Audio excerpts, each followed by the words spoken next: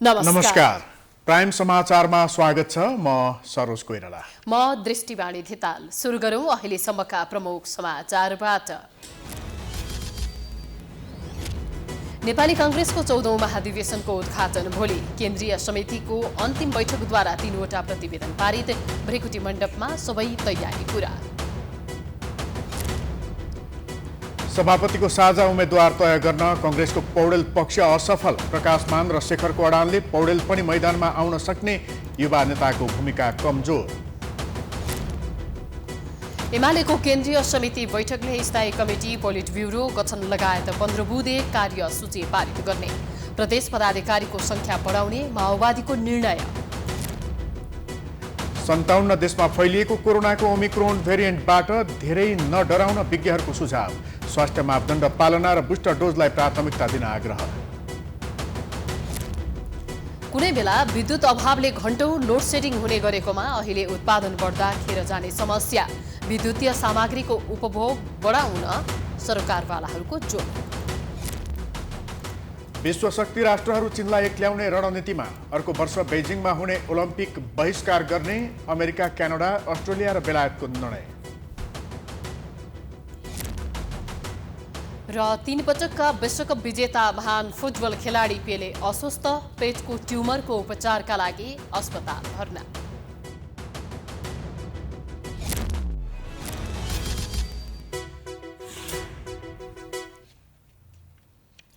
अब समाचार विस्तारमा।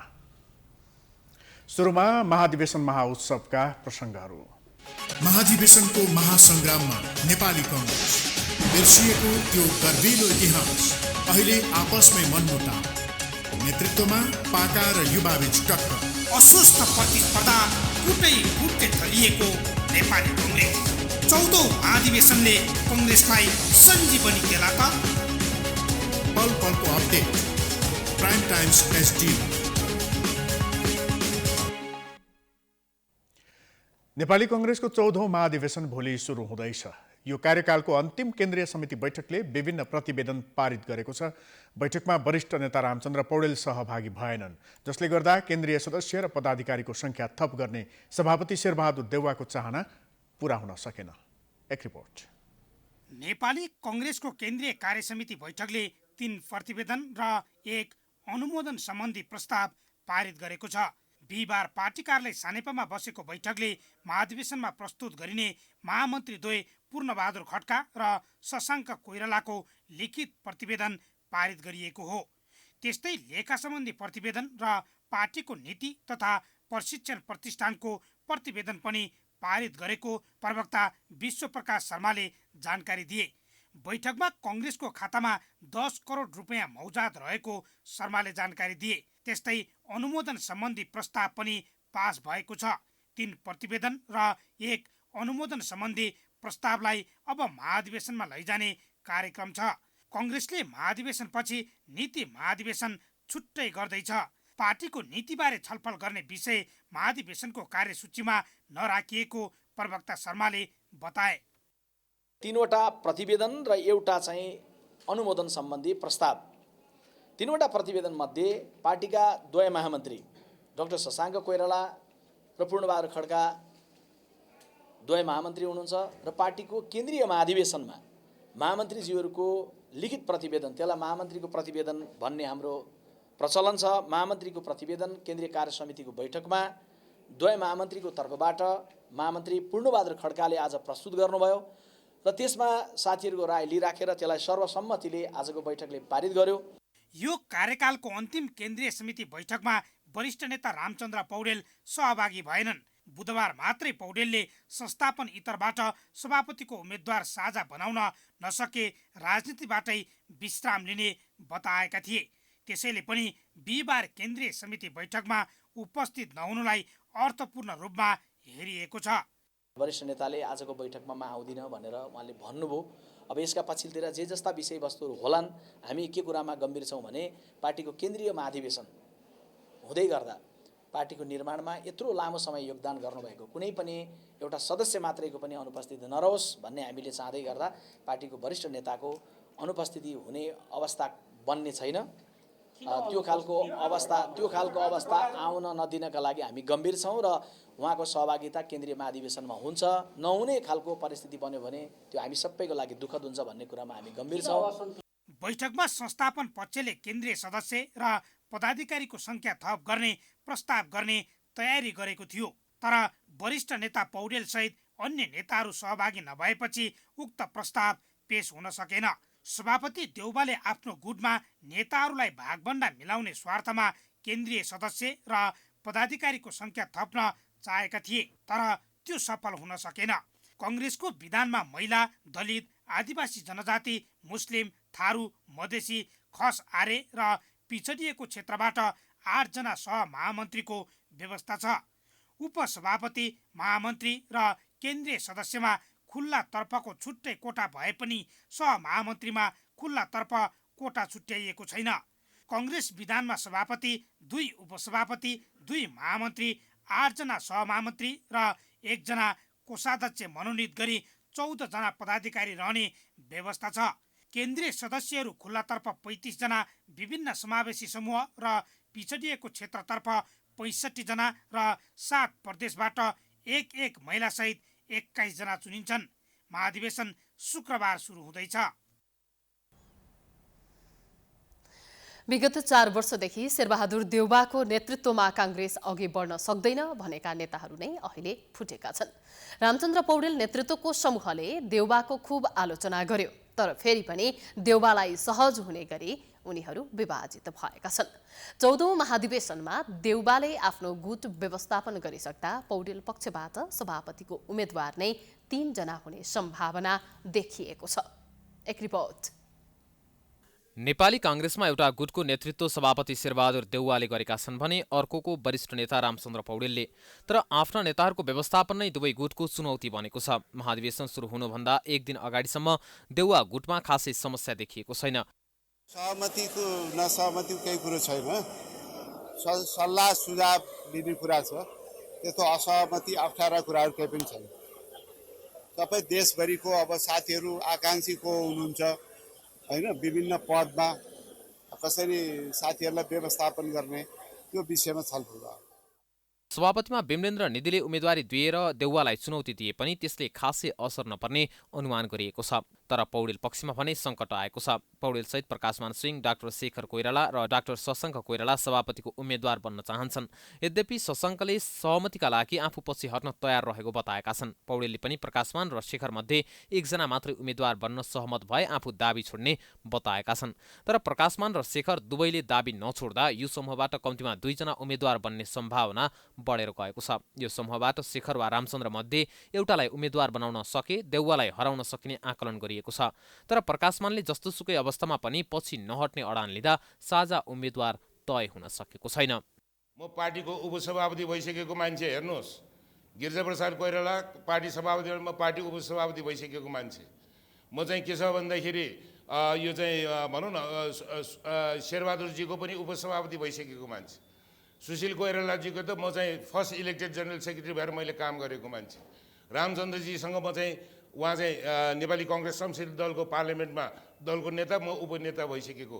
यसपटक म चाहिँ के हो भन्दाखेरि शेरबहादुरजीसँग मैले चाहिँ के हो भने नेपाली कङ्ग्रेसको संसदीय दलको नेतामा चाहिँ मैले चाहिँ प्रतिस्पर्धा गरेको मान्छे हो। प्रकाशमान पछि नहटेको अवस्थामा शेखरले पनि नछोड्ने सङ्केत गरेका छन्। 1 जना साझा उम्मेद्वार नभएको अवस्थामा पौडेलले पनि उम्मेदवारी नदेलान् भन्न सकिँदैन। उता सभापतिको उम्मेद्वार मात्र छान्न सकेको देउवा पक्षले पदाधिकारीको नाम टुङ्ग्याउन सकेको छैन। आकाङ्क्षीको व्यवस्थापन गर्दै चुनाव जित्ने दाउमा लागेका सभापति देउवाले केन्द्रीय समितिको अन्तिम बैठकमा पदाधिकारी थप्ने प्रस्ताव समेत लैजाने कोसिस गरेका थिए। तर देउवाको चाल बुझेका पौडेल पक्षले त्यो रणनीतिलाई भने असफल बनाएको छ। उता सभापतिको साझा उम्मेद्वार चयन गर्न नसकेको खण्डमा पौडेल पक्षमा ठूलै भुइँचालो जाने देखिन्छ। सभापतिमा साझा उम्मेद्वार नहुँदा उपसभापति, महामन्त्री, सहमहामन्त्रीमा कसलाई उठाउने भन्ने अन्यल छ। गुटमा आउन सक्ने सम्भावित दुर्घटना टार्न दुवै पक्ष सचेत देखिएका छन्। तर यो महाधिवेशनमा नेतृत्व चयनमा कृष्णप्रसाद सिटौला र भर्खरै नयाँ गुट तयार पारेका सभापतिका अर्का आकाङ्क्षी विमलेन्द्र निधिको भूमिका महत्त्वपूर्ण हुने देखिन्छ। नेतृत्वमा पुग्ने हो भने ती गुटको विश्वास जित्नु समेत अनिवार्य जस्तो देखिएको छ। शक्तिको स्वार्थमा नेपाली काङ्ग्रेस अहिले चिरैचिरामा विभक्त छ, जसले गर्दा महाधिवेशनको एक दिन अगाडिसम्म समेत नेतृत्वका लागि कसलाई भोट दिने भनेर प्रतिनिधिहरू नै सङ्कटमा परेका छन्। कङ्ग्रेसको पौडेल समूहले सभापतिमा साझा उम्मेद्वार तय गर्ने प्रयास अझै गरिरहेको छ। अहिले डाक्टर शशाङ्क कोइरालाको निवास महाराजगञ्जमा छलफल भइरहेको छ। यसबारे ताजा जानकारी दिन हाम्रा संवाददाता केशव जोशी अहिले प्रत्यक्ष सम्पर्कमा हुनुहुन्छ। केशवजी, अहिले जारी छलफलमा सभापतिका उम्मेदवारी दिने भनेका चारै नेताहरूको उपस्थिति छ कि छैन, अहिले त्यहाँको अवस्था के छ, पछिल्लो जानकारी के छ, जानकारी गराउनुहोस् न। सरजी, अहिले खासमा यहाँ अरू आकाङ्क्षीहरू हुनुहुन्न। शशाङ्क कोइराला हुनुहुन्छ, शशाङ्क कोइरालाको आफ्नै निवास पनि भयो र शशाङ्क कोइराला बाहेक अरू आकाङ्क्षीहरू हुनुहुन्न। केन्द्रीय सदस्यहरूसँग सभापतिका 4 जना आकाङ्क्षीहरूले अलग अलग आफ्नो किसिमले छलफल गर्ने जुन कार्यक्रम थियो, त्यही अन्तर्गत आज शशाङ्क कोइरालासँग उहाँहरूले बसेर सहमतिका लागि एक हिसाबले दबाब दिने, अर्को हिसाबले सुझाव दिने गरी केन्द्रीय सदस्यहरूसँगको उहाँको नितान्त व्यक्तिगत भेटघाट भनेर हामीलाई शशाङ्क कोइरालाको सचिवालयले जानकारी गराएको छ। अब यसबाट के बुझौँ त? उसो भए के एउटै साझा उम्मेदवार तय गर्ने जुन भनिएको छ त्यो सम्भव होला? अब यसले के देखाउँछ? अहिलेको सिनारियो हेर्दा त्यो एउटै साझा उम्मेदवार तय गर्न सफल नै हुन्छन् भन्ने त्यो सङ्केतहरू प्रष्ट रूपमा आइसकेको छैन। तर आज दिउँसो पनि हामीले कतिपय नेताहरूसँग अनौपचारिक रूपमा कुरा गर्दाखेरि विश्वसनीय स्रोत भन्नुपर्छ यसलाई, विश्वसनीय स्रोतसँग हामीले कुरा गर्दाखेरि के कुरा प्रष्ट छ भने अब यदि प्रकाशमान सिंह आफ्नो अडानबाट पछाडि हट्नु भएन भने बाँकी 3 जनाले रामचन्द्र पौडेललाई साझा उम्मेदवारको रूपमा उठाउने भन्ने अनौपचारिक सहमति जस्तो भएको छ।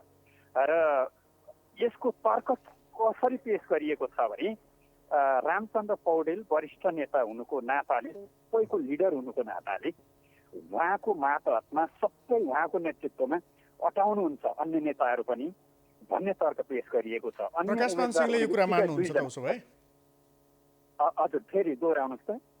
प्रकाशमान सिंहलाई यो कुरा मान्य हुन्छ त? रामचन्द्र पौडेललाई अगाडि सार्दाखेरि उहाँ सहमतिमा आउनुहुन्छ? हो, उहाँले मानिराख्नु भएको छैन। यो अहिलेको कुरो होइन। प्रकाशमान सिंहसँग हामीले 2-3 महिना 4 महिना अगाडिदेखि नै कुरा गर्दा पनि उहाँले हामीसँग के भन्नुहुन्थ्यो भने म पौडेल समूहबाट बाहिरिन तयार छु, तर सभापतिको उम्मेदवारीबाट पछि हट्दिन। उहाँको त्यो अडान अहिले पनि यथावत रहेको हामी पाउँछौँ। तर अब भन्न सकिन्न, नेपालको राजनीतिमा यस्ता कुराहरू हुन्छन्। अधिकतम सहमतिका लागि सबैले केही न केही त्याग गर्नुपर्छ भन्ने जुन कुरा उठिराखेको छ र हिजो रामचन्द्र पौडेल बैठकमै रोएर भावुक भएर म राजनीतिबाट सन्यास लिन्छु यो अवस्था हो भनेर जसरी भने, आज त्यो भन्ने लगत्तै केन्द्रीय समितिको बैठकमा पनि उहाँको उपस्थिति थिएन। यो संयोग मात्रै होइन, तसर्थ त्यो हिसाबले पनि सम्भवतः रामचन्द्र पौडेललाई नै साझा उम्मेदवार बनाउनुपर्छ भन्ने उहाँहरूको तर्क हो। तर प्रकाशमान सिंहसँग आज भेट्न गएका नेताहरूलाई पनि उहाँले यदि समझदारी नै गर्ने हो साझा उम्मेदवारको नाममा भने मेरो नाममा गर्नुहोस् न त भनेर उहाँहरूले फर्काउनु भएको प्रकाशमान सिंहले उहाँहरूलाई केही जवाफ दिनुभएको भन्ने हामीलाई जानकारी छ। धन्यवाद यहाँलाई जानकारीको लागि। यति बेला हाम्रो प्रत्यक्ष सम्पर्कमा हुनुहुन्थ्यो हाम्रा संवाददाता केशव जोशी। कङ्ग्रेसको पौडेल समूहले सभापतिमा साझा उम्मेदवार तय गर्ने प्रयास अझै गरिरहेको छ।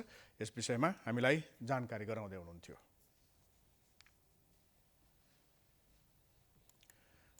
आसन्न 14औं महाधिवेशनमा जुटेको नेपाली कङ्ग्रेसभित्र अझै पनि नेतृत्व र पदाधिकारीमा विवाद कायमै छ। कङ्ग्रेसमा लामो समयदेखि नयाँ नेतृत्वको बहस हुने गरे पनि युवा पुस्ताले हस्तक्षेप गर्न नसक्दा परीक्षण असफल भइसकेका नेता नै नेतृत्वमा आउने सम्भावना देखिएको छ। तर महाधिवेशनको मुखमा आउँदा युवा नेताहरू भने आफ्नो सभापतिको उम्मेद्वारकै खोजीमा छन्। एक रिपोर्ट। 2074 सालको निर्वाचनको परिणाम आए लगत्तै काङ्ग्रेसमा युवा नेतृत्वको खाँचो महसुस गरिएको थियो। नेतृत्व तहमा रहेका पाका नेतालाई दोष दिँदै युवाले अब काङ्ग्रेस चलाउनु पर्ने बहस छेडिएको थियो। अहिले पनि स्थानीय तह, जिल्ला, प्रदेश कमिटीहरूमा युवाहरूको आकर्षण र उपस्थिति लोभलाग्दो छ। यस्तो उपस्थितिसँगै महाधिवेशन प्रतिनिधिका रूपमा ठूलो सङ्ख्यामा युवाहरू चुनिँदा अबको नेतृत्व पनि परिवर्तन हुने अनुमान गरिएको थियो। तर अहिले महाधिवेशनको मुखैमा समेत परीक्षणमा असफल बनेका पाका नेताकै हालिमुहाली छ। त्यसलाई रोक्न र नेतालाई सुध्रिन दबाब दिन नेपाली काङ्ग्रेसका युवा नेताहरू चुकेको देखिन्छ। कतिपय युवा नेताले त सुरुमा पदाधिकारीमा दाबी गरे पनि अहिले केन्द्रीय सदस्यमै चित्त बुझाउनु पर्ने देखिएको छ। आफूले ती सहमहामन्त्रीको दाबी गरिरहेथे, जम्मा एउटा मात्र खस आर्यबाट भयो। धेरै नेताहरू हुनुभयो, केन्द्रीय समितिमा ऊ भन्ने नेताहरू र अन्य साथीहरू, सबै साथीहरूले भन्नुभयो मैले केन्द्रीय समितिमा उम्मेदवार दिएको छु। सभापतिको हकमा अहिले धेरै नेताहरू छलफल गर्नुभएको छ। मेरो एउटै धारणा छ, म कसैलाई अपमान, सम्मान, इज्जत, प्रतिष्ठा, गाली गर्ने पक्षमा छैन।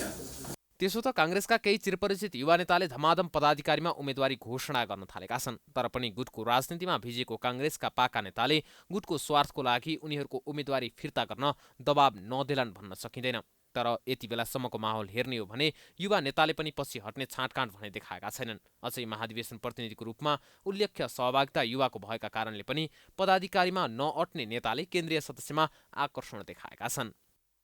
देशभरिबाट विभिन्न उमेर समूहका साथीहरू महासमिति, महाधिवेशन जितेर आउनुभएको छ। क्षेत्रीय सभापति भएर आउनुभएको छ।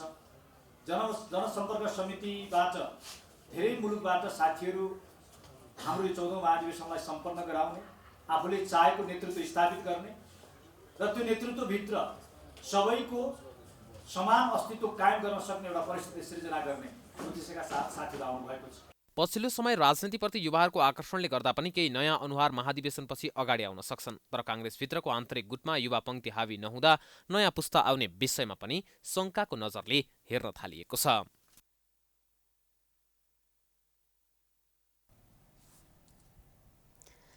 नेपाली काङ्ग्रेसका नेता गगन कुमार थापाले महाधिवेशनपछि पार्टीको लक्ष्य समुन्नत नेपाल, सम्मानित नेपाली हुने बताएका छन्। शुक्रबारदेखि काठमाडौँमा सुरु हुने 14औं महाधिवेशनमा महामन्त्री पदमा उम्मेदवारी दिने घोषणा गरेका थापाले बिहीबार 15 बुँदे अवधारणा पत्र सार्वजनिक गर्दै आफ्नो धारणा सार्वजनिक गरेका हुन्। काङ्ग्रेसले नेपाललाई समुन्नत बनाउने र प्रत्येक नेपालीलाई सम्मानित बनाउने थापाको दाबी छ। सम्मानित नेपालीको एउटा कार्यक्रम प्रस्तुत गरेको छु। यो कार्यक्रम महामन्त्रीको रूपमा म नेपाली काङ्ग्रेसमा प्रस्तावित गर्छु, किनकि काङ्ग्रेसको महामन्त्री केवल महामन्त्रीको कुर्सीमा बस्ने मात्र होइन। काङ्ग्रेसको महामन्त्री भनेको काङ्ग्रेसको राजनीतिक लाइन, काङ्ग्रेसको राजनीतिक कार्यदिशाको प्रस्तावक पनि हो। उसले गनगन गर्ने होइन, उसले यो भएन त्यो भएन भन्ने होइन, उसले प्रस्ताव गर्ने हो। यो महामन्त्रीको कुर्सी भनेको कुनै बेला गणेशमान बसेको कुर्सी हो, कुनै बेला सूर्यप्रसाद र कुनै बेला यो महामन्त्रीको कुर्सी भनेको कुनै बेला गिरिजाप्रसाद बसेको कुर्सी पनि हो। यो महामन्त्रीको यो ठाउँबाट त्यो राजनीतिक लाइन प्रस्तावित गर्ने जिम्मा पनि महामन्त्रीको हो। सम्मानित नेपालीको कार्यक्रम मैले प्रस्तावित गरेको छु। आगामी निर्वाचनमा काङ्ग्रेसले जित्ने विषय मात्रै नभए समुन्नत नेपालको लक्ष्यलाई पूरा गर्नका लागि जित्नुपर्ने उनको भनाइ थियो। आफ्नो अवधारणा अनुसार सामाजिक लोकतन्त्रले समाजभित्र न्यायपूर्ण अवस्था निर्माण गर्ने, जसको आधारमा समाजमा दीर्घकालीन शान्ति, स्थायित्वको अवस्था रहने उनले बताएका छन्। थापाले महामन्त्री पदमा उम्मेदवारी दिने तयारी गरेका छन्। थापाले अब 10-15 वर्ष मात्रै अब सक्रिय राजनीतिमा लाग्ने बताएका छन्।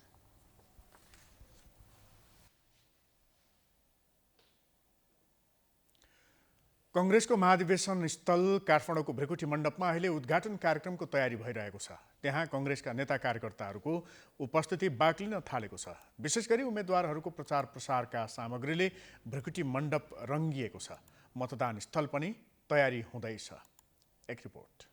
दर्शकबिन हामी यति बेला भृकुटी मण्डपमा रहेका छौँ र जहाँ नेपाली काङ्ग्रेसको 14औं महाधिवेशन अबको केही घण्टापछि अर्थात् भोलिदेखि सुरु हुँदैछ र यहाँ उक्त महाधिवेशनको लागि भनेर तयारी तीव्र रूपमा अगाडि बढाइएको छ। विभिन्न प्राविधिक पक्षहरूमा विभिन्न मजदुर तथा प्राविधिकहरूले काम गरिरहेका छन् भने नेता तथा कार्यकर्ताले भने आफ्नो भोट माग्नको लागि यसरी ब्यानरहरू टाँगेर भोट मागिरहेका छन् ताकि यो भोट माग्ने अथवा यो जुन ब्यानर टाँगिएको छ यो भने नेपाली काङ्ग्रेसको निर्वाचन समितिले जारी गरेको आचार संहिता विपरीत रहेको छ। नेपाली काङ्ग्रेसको निर्वाचन समितिले जारी गरेको आचार संहितामा महाधिवेशन स्थल अथवा निर्वाचन स्थलको 500 मिटर वरिपरि कतै पनि प्रचार सामग्रीहरू टाँच्न टाङ्न र प्रचार गर्न नपाइने भनेर उल्लेख गरिएको छ। तर त्यही आचार संहितालाई धज्जी उडाउँदै नेता तथा कार्यकर्ताले भोट माग्नको लागि यसरी भिरकुटी मण्डपलाई नै कुरूप बनाइरहेका छन्। गेटभन्दा बाहिर नै नेता तथा कार्यकर्ताहरूको लागि भनेर यसरी पूर्वपट्टिको लागि एउटा डिजिटल डिस्प्ले राखिएको छ भने फेरि पश्चिमपट्टिको लागि भनेर अर्को डिजिटल डिस्प्ले राखिएको छ। यसले गर्दा उद्घाटन सत्रभन्दा त्यहाँको क्षमताभन्दा बढी भएमा बढी कार्यकर्ता तथा नेताहरू आएमा यहाँबाट नै उद्घाटन सत्रको प्रत्यक्ष रूपमा उनीहरूले हेर्न पाउनेछन्। यो राष्ट्रिय सभागृह हो र नेपाली काङ्ग्रेसको 14औं महाधिवेशनमा यो राष्ट्रिय सभागृह उम्मेदवारी दर्ता त्यस्तै गरेर निर्वाचनको लागि प्रयोग हुनेछ। 3 ठाउँबाट निर्वाचन गर्ने मतदान गर्ने भनेर नेपाली काङ्ग्रेसले तयारी गरेको छ र 1 ठाउँको मतदान यहाँ पनि हुनेछ। त्यसबाहेक उम्मेदवारहरूको मनोनयन दर्ता त्यस्तै गरेर मतदाताहरूको नामावली प्रकाशन उम्मेदवारहरूको नामावली प्रकाशन लगायतका जति पनि निर्वाचन सम्बन्धी कामहरू छन् त्यो यहाँबाट नै हुनेछ।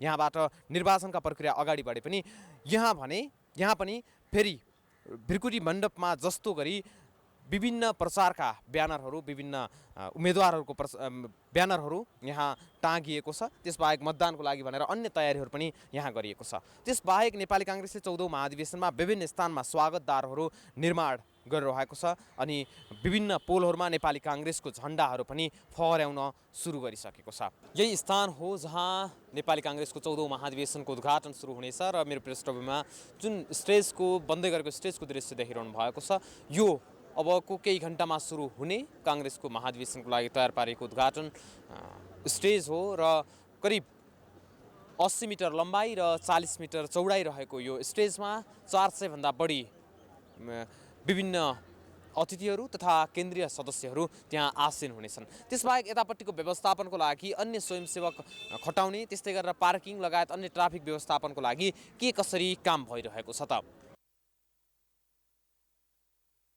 ट्राफिकको अलिकति यो हाम्रो महाधिवेशनमा अलिक ट्राफिक चाहिँ अलिकति जाम हुने स्थिति त हामीले देखेका छौँ।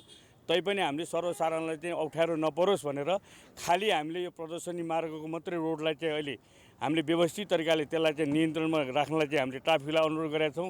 अन्य रोडहरू खुला हुन्छ हाम्रो त्यस्तो चाहिँ नि तरिकाले ट्राफिक जामै गर्ने गरी हामी चाहिँ लागेका छैनौँ। यसरी भिरकुटी मण्डपमा लाखौँ कार्यकर्ता तथा नेताहरू उतारेर नेपाली काङ्ग्रेसले 14औं महाधिवेशन गर्दैछ र त्यसको लागि तयारी पनि अन्तिम चरणमा पुर्याएको छ र सयौंको सङ्ख्यामा कामदारहरू लगाएर स्टेज व्यवस्थापन त्यस्तै गरेर अन्य साउन्ड सिस्टम त्यस्तै गरेर डिजिटल स्क्रिन लगायतका कुराहरू व्यवस्थापन गरिरहेको छ। त्यसबाहेक यहाँ आउने लाखौँ नेता तथा कार्यकर्तालाई व्यवस्थापन गर्नको लागि हजारौंको सङ्ख्यामा स्वयंसेवकहरू खटाउने तयारी गरेको छ भने त्यस्तै गरेर ट्राफिक व्यवस्थापन पार्किङ व्यवस्थापनको लागि पनि ट्राफिक प्रहरीसँग समन्वय गर्ने गरी नेपाली काङ्ग्रेस अगाडि बढेको छ। त्यसबाहेक मतदान स्थल तयार गर्ने त्यस्तै गरेर अन्य विभिन्न व्यवस्थापनको लागि पनि नेपाली काङ्ग्रेसले तीव्र रूपमा तयारी अगाडि बढाएको छ।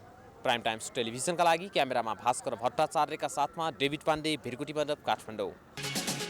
महाधिवेशनको महासङ्ग्राममा नेपाली कङ्ग्रेस बिर्सिएको त्यो गर्विलो इतिहास अहिले आपसमै मनमुटाव नेतृत्वमा पाका र युवाबीच टक्कर अस्वस्थ प्रतिस्पर्धा कुटै कुटै थलिएको नेपाली कङ्ग्रेस 14औं महाधिवेशनले कङ्ग्रेसलाई सञ्जीवनी देला का?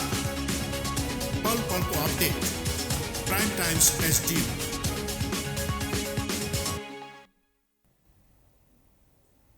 समाचारको सिलसिला अझै जारी छ। हामी विश्रामपछि आउँछौँ। विश्रामपछि स्वागत छ। अब बाँकी समाचार। नेपाली काङ्ग्रेसको आसन्न 14औं महाधिवेशनको तयारी तीव्र भएसँगै अबको नेतृत्वमा को आउला भन्ने सर्वत्र चासोको विषय बढेको छ।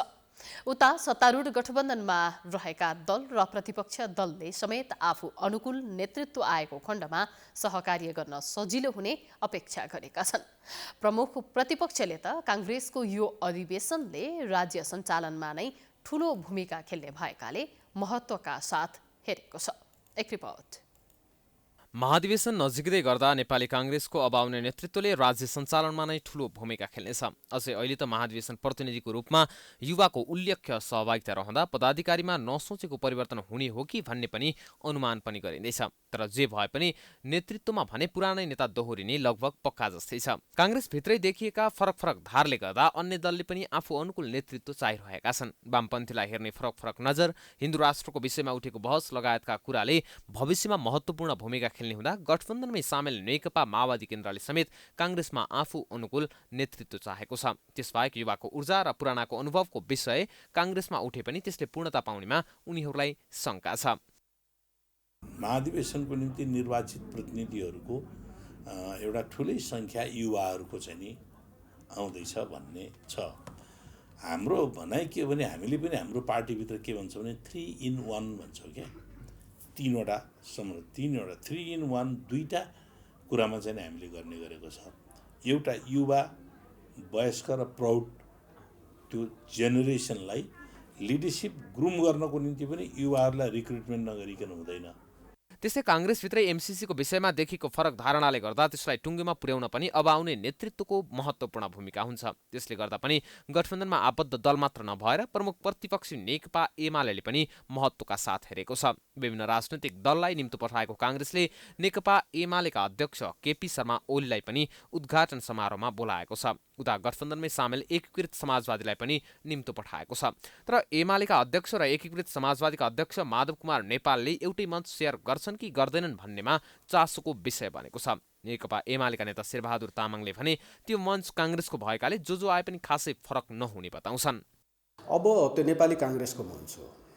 त्यसो भएको हुनाले नेपाली काङ्ग्रेसको मञ्चलाई हामीले को आयो आएन भनेर नेपाली काङ्ग्रेसले डाकेको मञ्चमा होइन कुनै अर्को दलले हामीले के गर्छौँ त्यो हाम्रो डिसिजनको कुरा भएन। त्यति बेला नेपाली काङ्ग्रेसको मञ्चमा सहभागी हुने कुरा हो। त्यहाँ को आयो त्यो गौण कुरा हुन्छ। नेपाली काङ्ग्रेसले आफ्नो महाधिवेशनमा विभिन्न देशका पार्टी बाहेक नेपालका सबै राजनैतिक दललाई निम्तो पठाएको छ। तर कुन राजनैतिक दलबाट को आउने भन्ने टुङ्गो भने लागिसकेको छैन।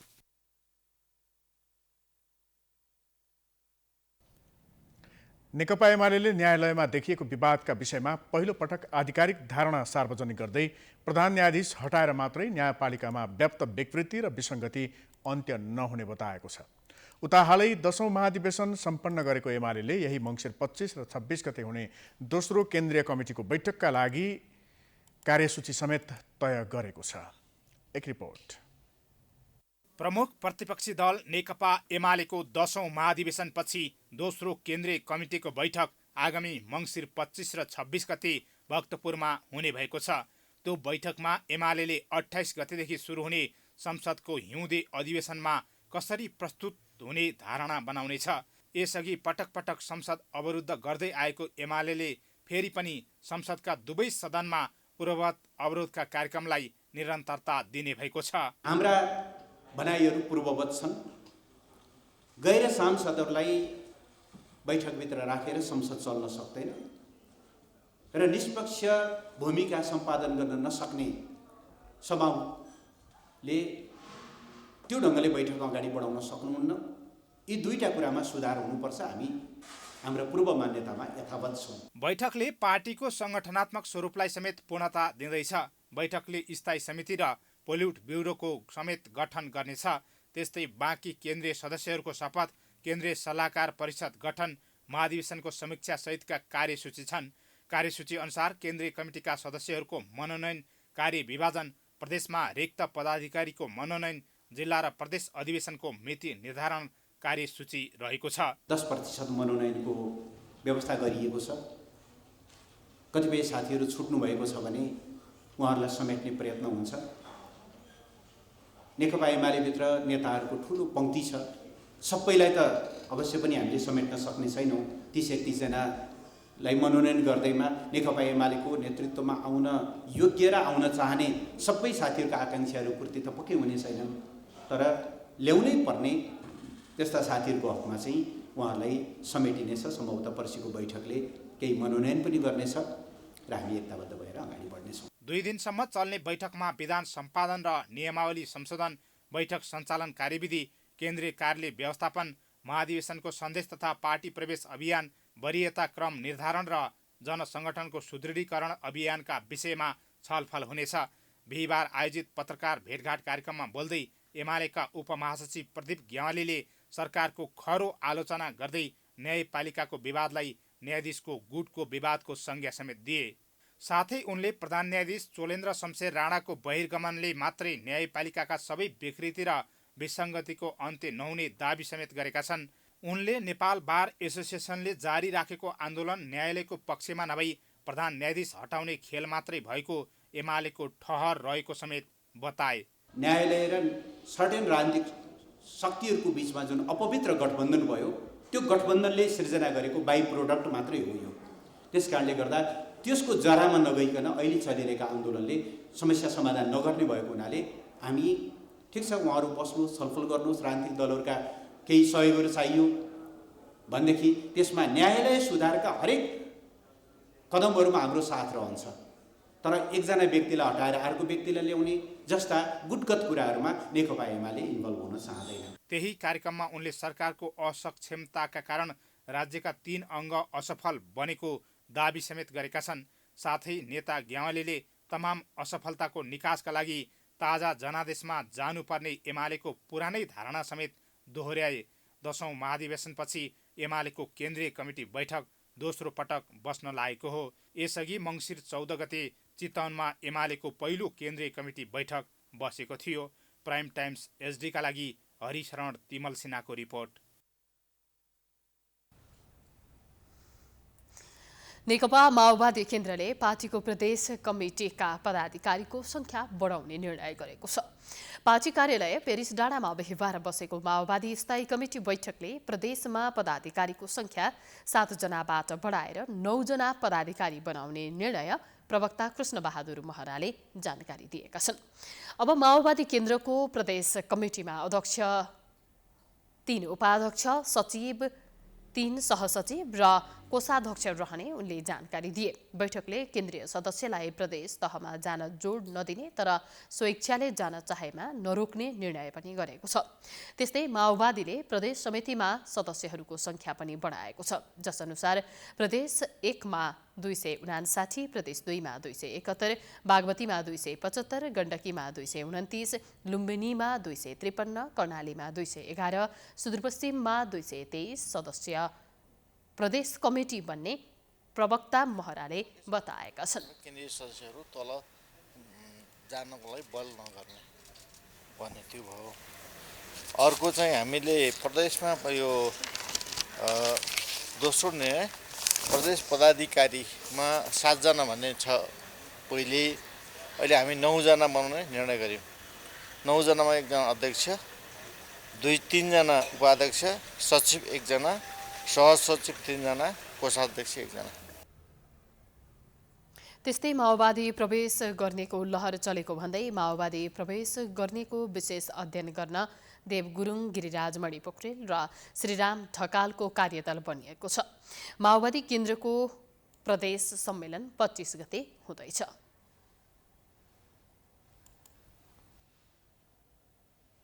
दक्षिण अफ्रिकाबाट सुरु भएर 57 भन्दा बढी देशमा तीव्र गतिमा फैलिएको कोरोना भाइरसको ओमिक्रोन भेरिएन्ट अत्यन्त खतरनाक रहेको भन्दै विश्व नै त्रासित भइरहेको छ। तर विश्व स्वास्थ्य संगठनले कोरोनाको यो भेरिएन्ट तीव्र गतिमा फैलिने भए पनि यसबाट हुने जोखिम भने कम रहेको जनाएको छ। साथै ओमिक्रोन विरुद्ध अहिले प्रयोगमा आइरहेका खोपको बुस्टर डोज नै प्रभावकारी हुने देखिएको छ। उता विज्ञहरूले समेत ओमिक्रोनबाट त्रसित नहुन सर्वसाधारणलाई अनुरोध गरेका छन्। एक रिपोर्ट। विश्व स्वास्थ्य संगठनका अनुसार हालसम्म 57 मुलुकमा फैलिसकेको कोरोना भाइरसको ओमिक्रोन भेरिएन्ट नेपालमा पनि फेला परिसकेको छ। नेपालमा भेटिएका 2 जना संक्रमित बारे मन्त्रालयले जानकारी पाएको भोलिपल्टै गराएको परीक्षणमा भने नतिजा नेगेटिभ आएको थियो। विश्वका झण्डै 5 दर्जन मुलुकमा पुष्टि भएको यो भेरिएन्टले गम्भीर अवस्था सृजना गरेको तथ्यहरू भने बाहिर आएका छैनन्। हालसम्मको प्रारम्भिक अध्ययन अनुसार तीव्र गतिमा फैलिन सक्ने भए पनि ओमिक्रोन भेरिएन्ट डेल्टा भेरिएन्ट भन्दा घातक नभएको विश्व स्वास्थ्य संगठनले जनाएको छ। त्यही कारण अहिले प्रयोग भइरहेका खोपकै बुस्टर डोज यस भेरिएन्टलाई प्रभावकारी देखिएकोले पहिलो र दोस्रो मात्रा खोप लगाएका ज्येष्ठ नागरिक अङ्ग प्रत्यारोपण गरेका तथा दीर्घरोगीलाई खोपको तेस्रो डोज लगाउन सिफारिस समेत गरिसकेको छ। यो भेरिएन्टसँग नआतिन र सचेत रहन जनस्वास्थ्य विज्ञले समेत आग्रह गरेका छन्। जनस्वास्थ्य विज्ञ डाक्टर समीरमणि दीक्षितले यसको असर बारेमा सबै तथ्यहरू बाहिर नआएको हुँदा आत्तिनुपर्ने अवस्था नरहेको बताउँछन्। अनुसन्धान पनि भन्दैन, एउटा मान्छेले हेरेको भरमा चाहिँ नि अलिक बढी सङ्क्रामक हो कि भनेर उहाँहरूले शङ्का गर्नुभएको छ। त्योभन्दा बढी हामी कसैलाई पनि थाहा छैन, संसारका ठुल्ठुला वैज्ञानिकलाई पनि यो कुरा थाहा छैन कि यो त्योभन्दा डेल्टाभन्दा यो कतिको फरक छ, त्यो कसैलाई पनि थाहा छैन। त्यसले गर्दा यो आतङ्कित हुनु स्वाभाविक हो, किन 2 वर्षको डरले गर्दाखेरि। तर आतङ्कित भइहाल्नु पर्ने चाहिँ मैले चाहिँ अहिलेसम्मको भएको हामीसँग भएको तथ्याङ्कले चाहिँ त्यो आतङ्कित भइहाल्नु पर्ने भनेको चाहिँ छैन। अर्का जनस्वास्थ्य विज्ञ डाक्टर बाबुराम मरासिनी विश्वभर फैलिँदै गरेको कोरोना भाइरसको नयाँ भेरिएन्ट ओमिक्रोन बारे सबै तथ्य बाहिर नआएको अवस्थामा हालै प्रयोग भइरहेका खोपलाई तीव्रता दिनुपर्ने तथा जनस्वास्थ्यको मापदण्डको पूर्ण रूपमा पालना गरेको खण्डमा त्रसित हुनु नपर्ने बताउँछन्। त्यसको व्यवस्थापन राम्रो नहुँदासम्म हाम्रो चाहिँ समस्या गम्भीर किसिमकै अथवा उच्च हामी चाहिँ सतर्कतामा जहिले पनि बस्नुपर्ने हुन्छ। हामी चाहिँ त्यो प्रिभेन्सनतिर भन्दा पनि अब यसले गर्दाखेरि हामीलाई चाहिँ यो क्युरेटिभतिर उपचारात्मक कुरातिर चाहिँ बढी अब चाहिँ लाग्नलाई अहिले प्रेरित गराउँछ। नेपालमा समेत पहिलो र दोस्रो मात्राका भेरोसेल खोप लगाएका 60 वर्षमाथिका नागरिकलाई खोपको तेस्रो मात्रा दिने तयारी गरिएको छ। यसबाट जोखिम समूहमा रहेका ज्येष्ठ नागरिक केही हदसम्म सुरक्षित रहने अपेक्षा गरिएको छ। तर पछिल्ला दिनमा पहिलो मात्रा खोप लगाउनेको संख्यामा उत्साहजनक रूपमा वृद्धि नहुँदा संक्रमणको जोखिम तिनै व्यक्तिमा बढी छ। बुधबारसम्म 18 वर्षमाथिका खोप लगाउन योग्य 53.7%ले पहिलो मात्रा र 44.5%ले दुवै मात्रा खोप लगाएका छन्। सरकारको योजना अनुसार 18 वर्षमाथिका सम्पूर्ण नागरिकलाई खोप लगाउने लक्ष्य छ। उता अझै 12 वर्षदेखि 17 वर्षसम्मका 35 लाख बालबालिका खोप लगाउने प्रतीक्षामा छन्। बाँच्ने अधिकार हरेक नागरिकको समान हुन्छ, चाहे त्यो खोप लगाएका हुन् वा नलगाएका। त्यही कारण पहिलो वा बुस्टर डोज भनेर हरेक नागरिकको बाँच्ने अधिकार सुनिश्चित गर्न आवश्यक मात्रामा खोप ल्याउने र लगाउने व्यवस्था तत्काल हुनुपर्ने देखिन्छ।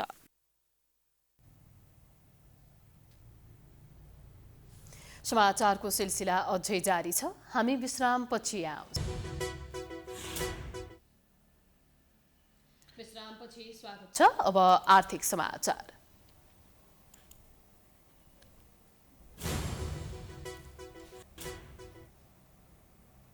आम नेपालीले लोड सेडिङको तालिका बिर्सिएको झण्डै 5 वर्ष बितिसकेको छ। अब त उत्पादन बढेर विद्युत नै खेर जाने अवस्था आएको छ। यही कारण नेपालमा उत्पादित विद्युत पहिलो पटक भारतमा निर्यात समेत गरियो। अब भने निर्यातसँगै विद्युतीय सामग्रीको उपभोग बढाएर उत्पादित विद्युत सकेसम्म नेपालमै खपत गर्नेतर्फ ध्यान दिनुपर्ने बेला आएको छ। एक रिपोर्ट। 5 वर्ष अगाडि आम नेपालीले दिनको 24 घण्टामा 18 घण्टा त लोड सेडिङको मार खेप्नु पर्थ्यो। जब नेपाल विद्युत प्राधिकरणमा कुलमान घिसिङ कार्यकारी निर्देशकका रूपमा नियुक्ति भएर आए, त्यसपछि केही प्राविधिक त्रुटि बाहेक नेपालीले लोड सेडिङ बेहोर्नु परेको छैन। पछिल्लो समय लोड सेडिङलाई उपभोक्ताले बिर्सिँदै गएका छन्। पानीको motor, mobile, electric light, inverter, iron लगायत विद्युतीय उपकरणहरूको चार्ज र उपयोग गर्न बिजुली आउने समय कुरेर बस्नुपर्ने अवस्था पनि हटेर गएको छ। दिनमा जम्मा 6 घण्टा आउने बिजुलीलाई जबरजस्ती जिन्दगी धान्नुपर्ने बाध्यता पनि अहिले छैन। अब भने उत्पादित विद्युतको खपत बढाउने सामग्री प्रयोगमा ध्यान दिनुपर्ने देखिएको छ। उता व्यवसायीहरू समेत नेपालमै विद्युतीय सामग्री उत्पादन गर्न तयार देखिएका छन्। कम्तीमा रोजगारी सिर्जना पनि हुन्छ र हामी व्यवसायीहरू चाहिँ आत्मनिर्भर पनि हुन्छ, त्यतातिर लागौँ भनेर हामी हरेक कार्यक्रमहरूमा चाहिँ हामीले भनि पनि राखेका छौँ। मुलुकका कल कारखाना, उद्योग धन्दा नियमित चल्न धौधौ हुने अवस्थाबाट पार पाउने वातावरण बन्दै गएको छ। सरकारले विद्युतीय घरायसी सामान र सवारीको प्रयोगमा जोड दिइरहेको छ।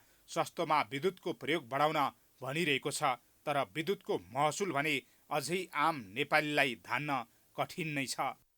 हामीसँग सबैभन्दा बढी उपलब्धता स्रोत भएको भनेको पानी हो, जलविद्युत हो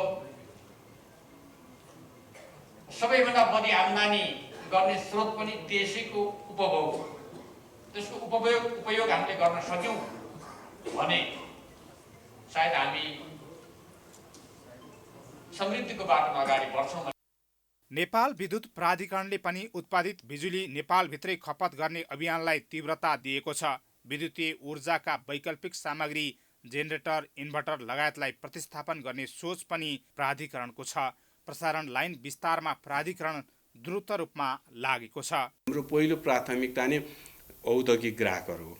त्यही भएर अहिले तपाईँलाई मैले भने 400 केबीको 220 केबीका प्रसारण लाइनहरू, 132 केबीका प्रसारण लाइनहरू हामीले औद्योगिक ग्राहकहरूलाई प्लस अन्य स्थानीय ग्राहकहरूलाई फोकस गरेर निर्माण गरेका हौँ। नेपालले खेर गएको बिजुली भारतलाई बिक्री गरेर आर्जन समेत गर्न थालिसकेको छ। तर नेपाली ग्राहकले तिर्ने महसुलभन्दा निकै सस्तो दरमा विद्युत निर्यात भइरहेको छ। विद्युत सस्तो र पर्याप्त मात्रामा उत्पादन भएको खण्डमा स्वदेशी उद्योग समेत फस्टाउने देखिन्छ। आगामी दिनमा नेपालीले लोड सेडिङ खेप्नु पर्दैन, ढुक्क भएर विद्युतीय उपकरण प्रयोग गर्न सकुन् भनेर यस्ता सामग्रीको प्रयोगमा भने सरकारी स्तरबाटै जोड दिनुपर्ने आवश्यकता देखिन्छ, जसले अनावश्यक इन्धन लगायत अन्य आयातलाई कटौती गरेर व्यापार घाटा कम गर्दै विदेशी नै रकममा भारी कटौती हुने देखिन्छ। प्राइम टाइम्स एचडी का लागि क्यामेरामा अमृत भट्टका साथ हरिशरण नेउपाने, काठमाडौँ। अब अन्तर्राष्ट्रिय समाचार।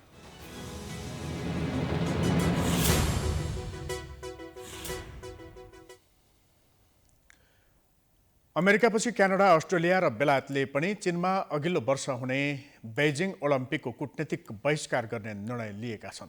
चीनमा मानवाधिकारको खराब अवस्थालाई कारण देखाउँदै ती देशहरूले कूटनीतिक बहिष्कार गर्ने निर्णय गरेको दावी गरेका छन्। क्यानाडाका प्रधानमन्त्री जस्टिन ट्रुडेउले खेलमा अफिसियल डेलिगेसन नपठाउने बताएका छन्। उनले यो निर्णय चीनका लागि सरप्राइजका रूपमा नआएको बताएका हुन्। यद्यपि क्यानाडाका खेलाडीले भने प्रतियोगितामा सहभागिता जनाउने उनले स्पष्ट पारेका छन्। त्यस्तै अस्ट्रेलियाका प्रधानमन्त्री स्कट मोरिसनले सिन्जियाङमा मानवाधिकार उल्लङ्घनका घटनाहरू हुने गरेको दावी गरेका छन्। त्यस्तै बेलायतका प्रधानमन्त्री बोरिस जोन्सनले संसदमा बोल्दै बेइजिङ ओलम्पिकको कूटनीतिक बहिष्कार हुने र त्यहाँ कुनै मन्त्रीहरूको उपस्थिति नहुने बताएका थिए। यसअघि अमेरिकाले पनि चीनमा हुने ओलम्पिकमा कूटनीतिक बहिष्कार गर्ने निर्णय लिएको थियो। यसअघि अमेरिकाले सन् 1980 को मस्को ओलम्पिकमा सोभियत युनियनमा अफगानिस्तानमाथिको व्यवहारलाई देखाउँदै बहिष्कार गरेको थियो। त्यति बेला खेलाडीहरूलाई पनि फिर्ता बोलाएको थियो। बेइजिङमा अर्को वर्ष फेब्रुअरीबाट शीतकालीन ओलम्पिक सुरु हुँदैछ। अब खेलकुद समाचार।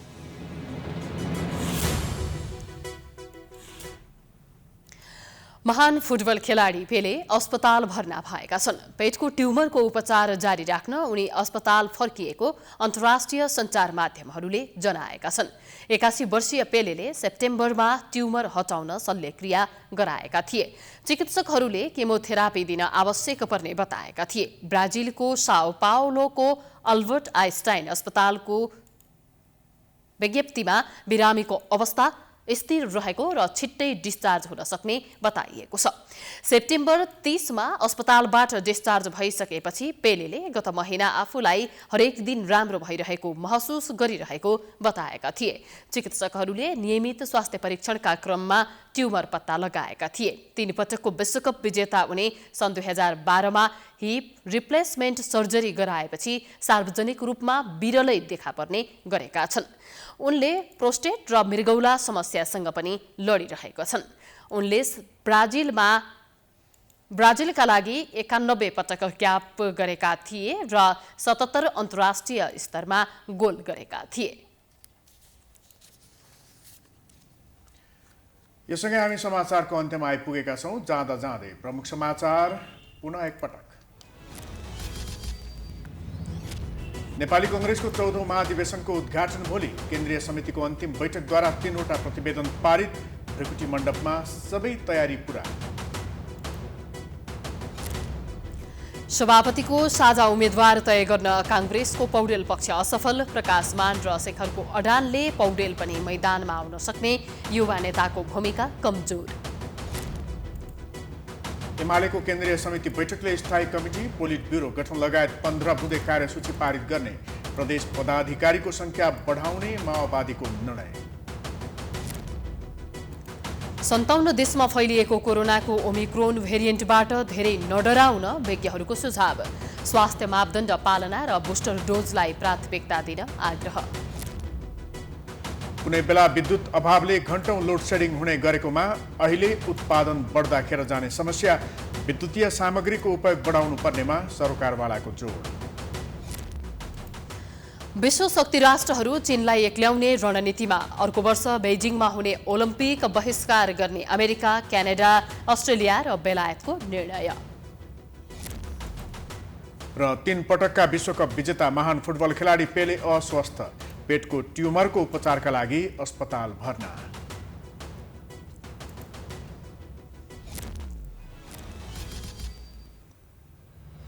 समाचार अहिलेलाई सकियो। यसपछिको प्रस्तुति जनता जान्न चाहन्छन् ऋषि धमलाको साथमा। हेर्दै गर्नुहोला प्राइम टाइम्स टेलिभिजन। नमस्कार।